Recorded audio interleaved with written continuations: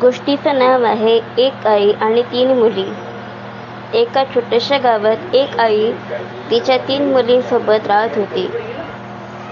घर साधं होतं, पण प्रेमाने भरलेलं होतं. आईचं नाव होतं सरस्वती. तिच्या 3 मुली, मोठी सुमन, मधली राधा आणि धाकटी मीना. सरस्वती खूप कष्टाळू होती. पहाटे उठून ती घरकाम, शेतकाम आणि गावात लोकांची छोटी मोठी कामं करून घर चालवायची. तिच्या मनात एकच इच्छा होती, तिच्या मुली सुखी राहावेत, शिकावेत आणि चांगल्या माणसं बनाव्यात. सुमन खूप शहाणी आणि जबाबदार होती. आईला घरकामात मदत करायची, लहान बहिणींची काळजी घ्यायची. राधा थोडी खट्टाळ होती, पण मनाने खूप चांगली होती. ती नेहमी हसत खेळत असायची. मीना मात्र शांत, कोमल आणि खूप संवेदनशील होती. तिला लोकांची काळजी वाटायची. एके दिवशी सरस्वती आजारी पडली. तिला काम करता येईना. घरात पैसे नव्हते, अन्नाचीही टंचाई होती. सुमन म्हणाली, आई, तू काळजी करू नकोस. आता आम्ही सगळं सांभाळू. त्या दिवसापासून 3ही बहिणींनी वेगवेगळ्या जबाबदाऱ्या घेतल्या. सुमन गावात जाऊन लोकांची कामे करू लागली. राधा शेतात काम करू लागली. मीना घरात राहून आईची सेवा करू लागली.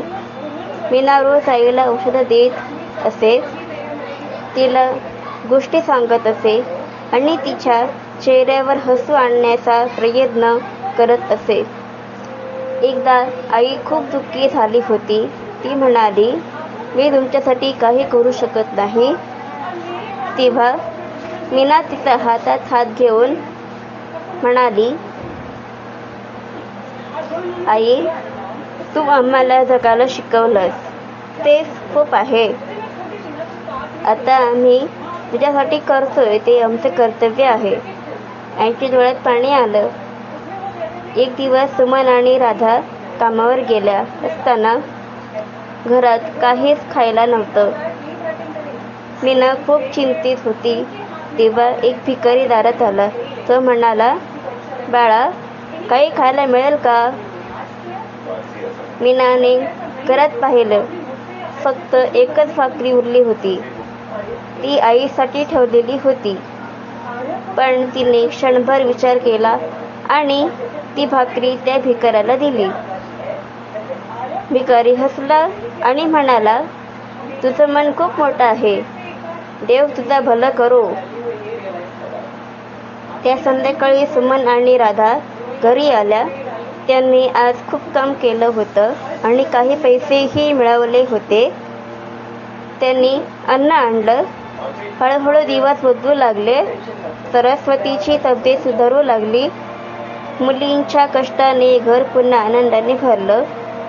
एक दिवस आईने 3ही मुलींना जवळ बसवलं आणि म्हणाली, तुम्ही माझं खरं धन आहात.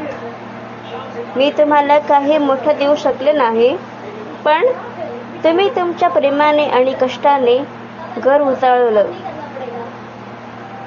ती पुढे म्हणाली, सुमन, तुझी जबाबदारी, राधा तुझं हसणं आणि मीना तुझं मोठं मन, यामुळेच आपण सगळे एकत्र आहोत. काही वर्षांनी 3ही मुली स्वतःच्या पायावर उभ्या राहिल्या. त्यांनी आईसाठी एक सुंदर घर बांधलं. सरस्वती त्या घराच्या अंगणात बसून मुलींचं सुख पाहत होती. तिच्या चेहऱ्यावर समाधान होतं.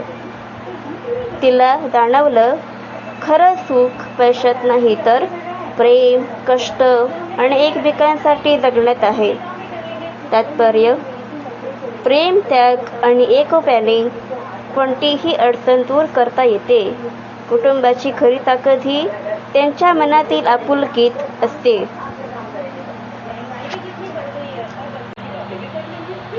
गोष्टीचं नाव आहे एक